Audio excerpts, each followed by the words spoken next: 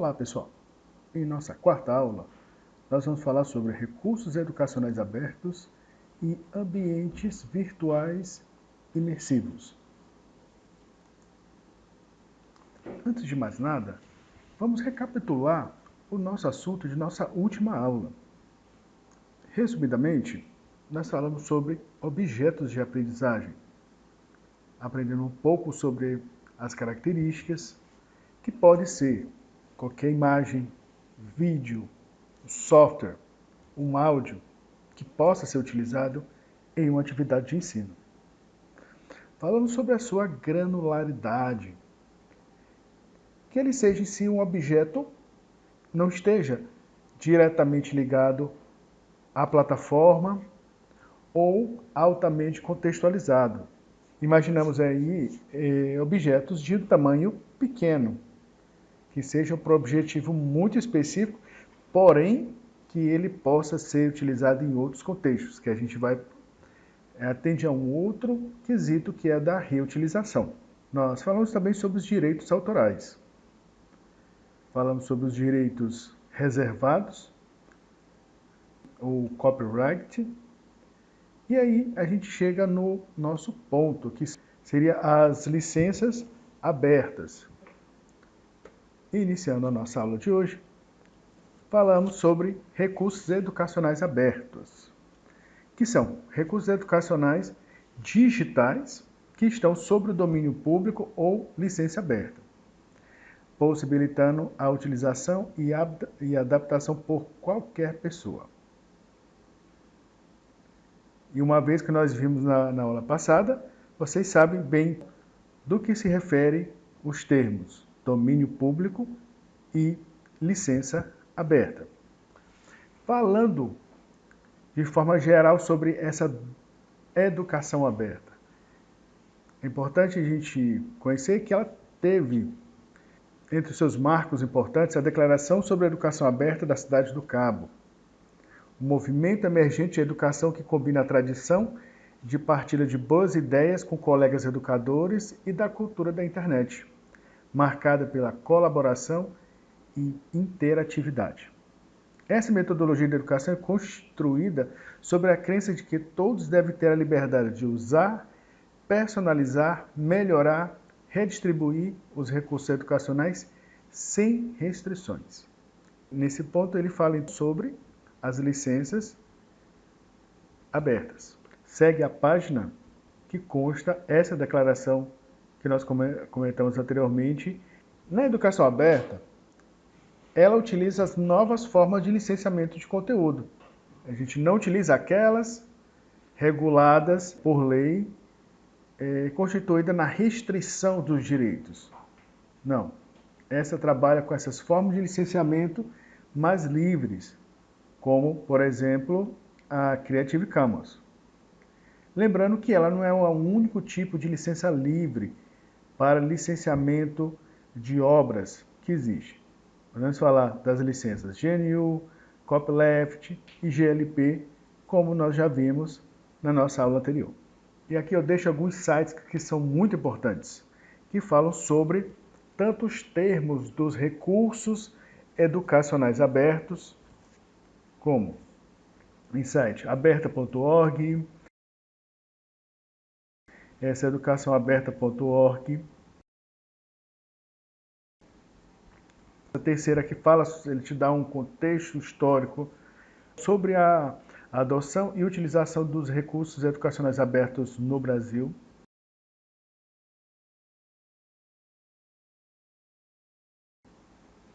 E aqui, duas páginas que são uma espécie de repositórios, como esse Protagonismo Digital e essa página que é da Associação Brasileira de Ensino à Distância. Ela tem uma parte específica falando sobre os repositórios de recursos educacionais.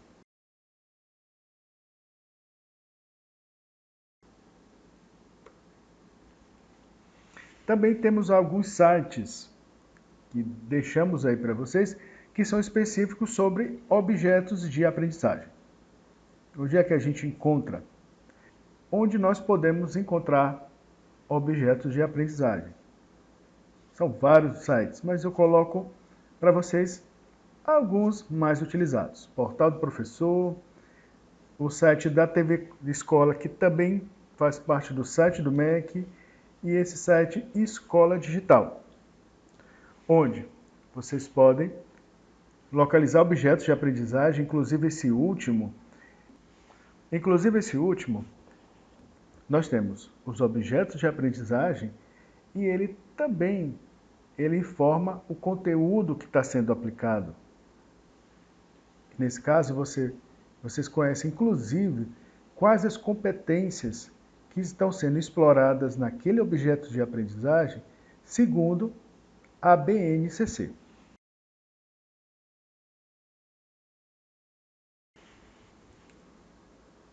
Ambientes virtuais imersivos são aqueles ambientes que superam as barreiras do espaço físico e permite que a interação aconteça de modo imersivo em realidades simuladas. Estamos falando dos jogos e simuladores voltados para o ensino.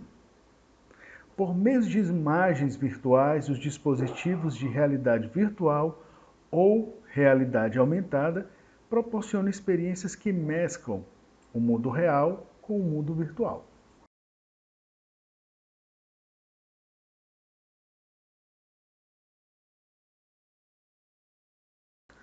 Vamos então diferenciar a realidade virtual de realidade aumentada.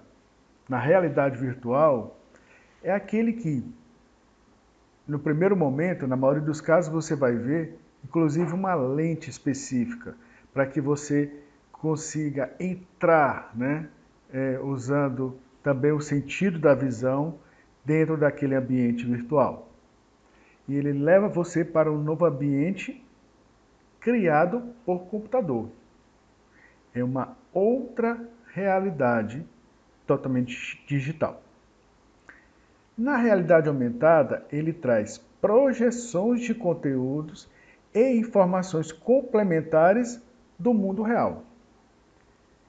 Nesse caso, você continua ainda em uma realidade, você continua no mundo real, porém, o recurso digital vai te dar funções, recursos e informações a mais, porém baseadas no mundo real.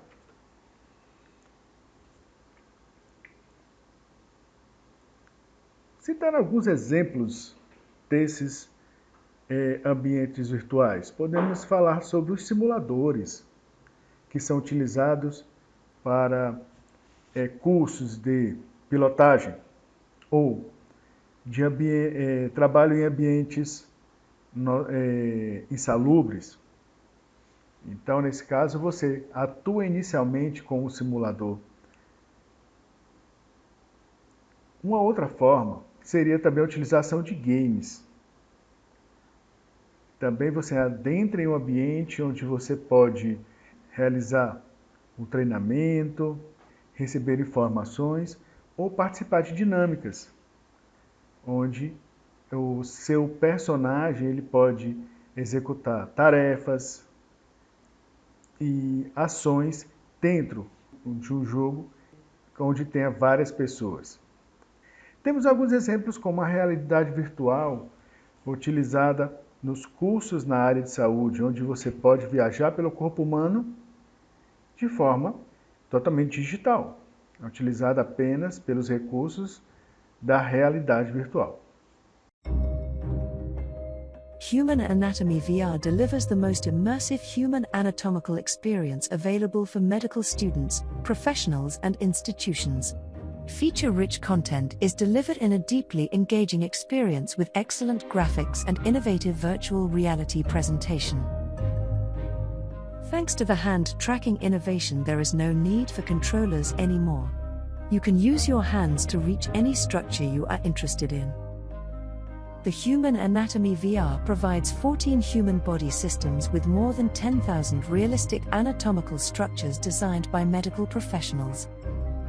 The many tools and functions available make understanding complex structures easy. The multi-user collaboration function allows you to connect up to 100 people in a single room, where you can organize a lecture for your students, colleagues, or patients. All structures come with Latin terminology and detailed description in multiple languages. Look deep into the human anatomy to reveal smallest details with Ant Mode.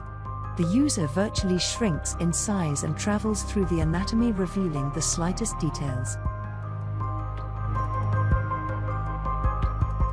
The combination of complete anatomical atlas and 3D DICOM viewer makes this product unique in the world. Em outro exemplo, nós temos um vídeo que está na plataforma, que é a realidade virtual utilizada para uma atividade de aplicação de vacina em crianças.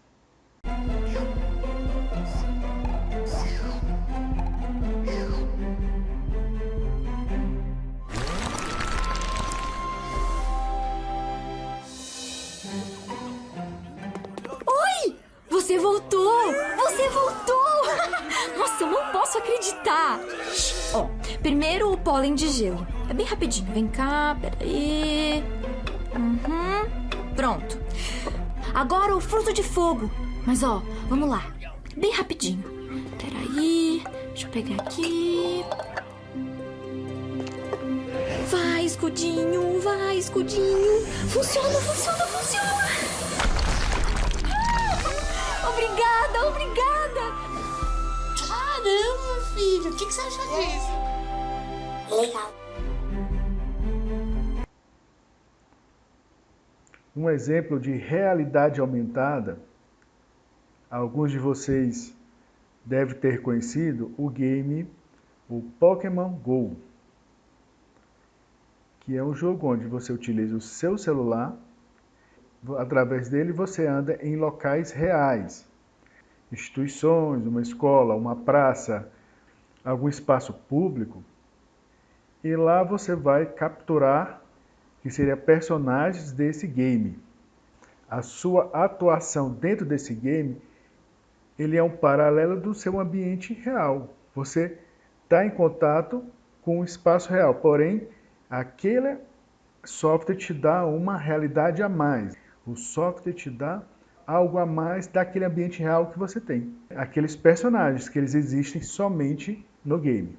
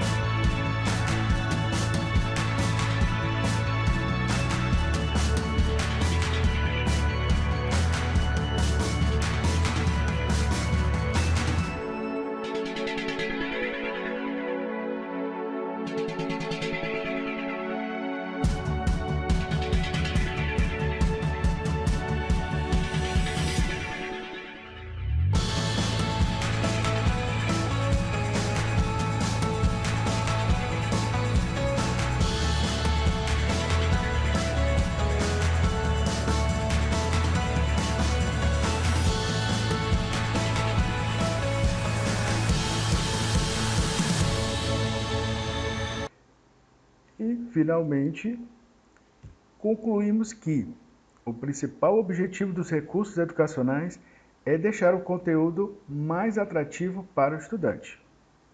Entendemos que se o conteúdo for mais atrativo para o estudante, ele vai ter um maior aproveitamento na sua aprendizagem.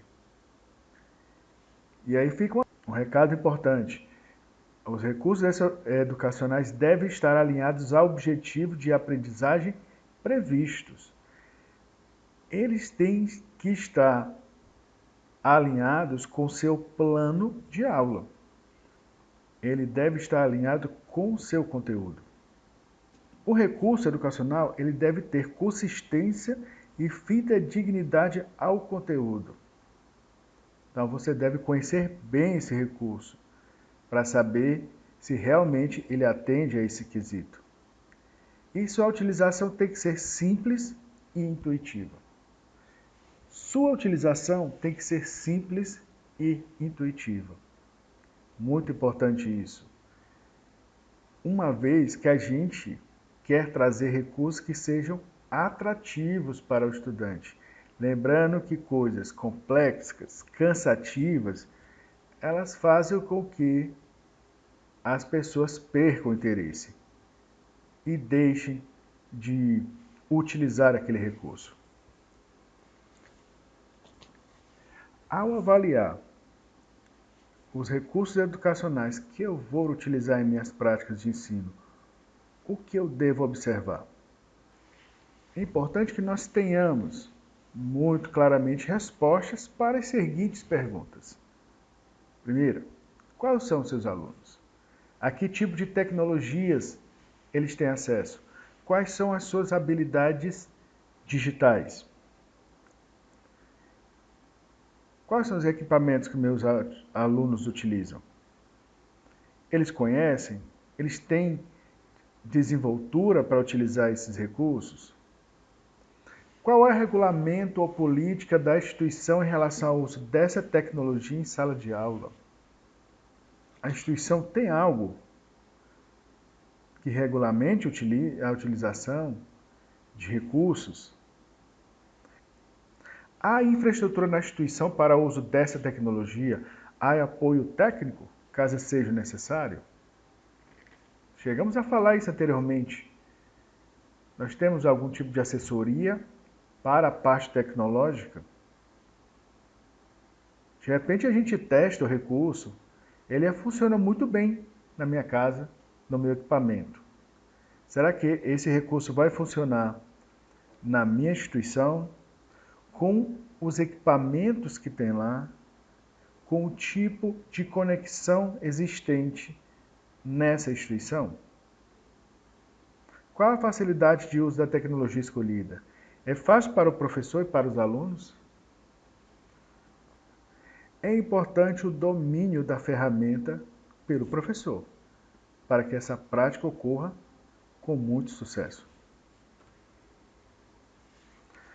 Qual a estabilidade dessa tecnologia? É confiável? É segura em relação aos dados da instituição, dos alunos e dos professores? Procure ferramentas que já estejam há algum tempo disponibilizadas, que tenham uma grande gama de instituições e de pesquisadores que comentem e que estejam repercutindo a utilização daquela ferramenta. Lembrando, muitas vezes nós estamos falando sobre software, nós estamos falando talvez sobre um site que pode de repente estar capturando algum tipo de informação ou que solicite informações para a sua utilização. Muita atenção com os dados que, porventura, a gente esteja enviando para essas ferramentas, para essas páginas, quando a gente utiliza isso em nossas aulas. Alguma dessas informações, seja nossas ou seja dos alunos, elas são sensíveis e elas são protegidas por lei. Quais são os resultados de aprendizagem esperados com o uso dessa tecnologia? É importante que você tenha esses resultados muito bem delimitados antes de preparar o seu plano de aula, enriquecido com a utilização de um recurso educacional aberto. E assim, pessoal, encerramos essa nossa aula.